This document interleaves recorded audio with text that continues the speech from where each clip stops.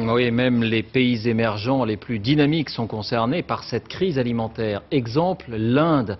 Les taux de croissance à 2 chiffres ne suffisent pas à mettre fin à la malnutrition. Correspondance Arnaud Miguet, Arnaud Levert.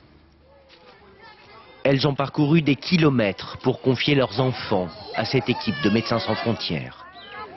Dans ce village reclus de l'état du Bihar, on ne voit pas des blouses blanches tous les jours. C'est même rarissime. Pourtant, des problèmes, il y en a. Ici, plus d'un tiers des enfants de moins de 5 ans souffrent de sous-alimentation. C'est un cas de sévère malnutrition. Cet enfant mesure 68 cm et ne pèse que 5,8 kg. Normalement, vu sa taille, il devrait peser 8 kg.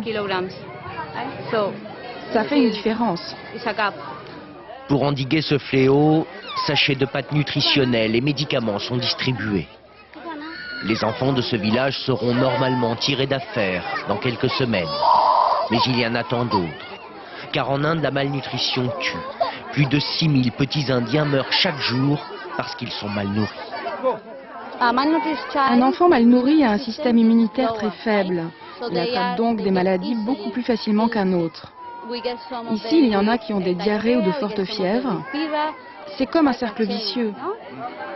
Une maladie entraîne l'autre. Faim et pauvreté ne sont pas éradiqués en Inde. Dans ce village, on vit avec moins de 1 euro par jour. Ceux-là ne connaissent pas les fruits d'une croissance indienne à 9%. Issus des castes les plus basses, ils sont ouvriers agricoles.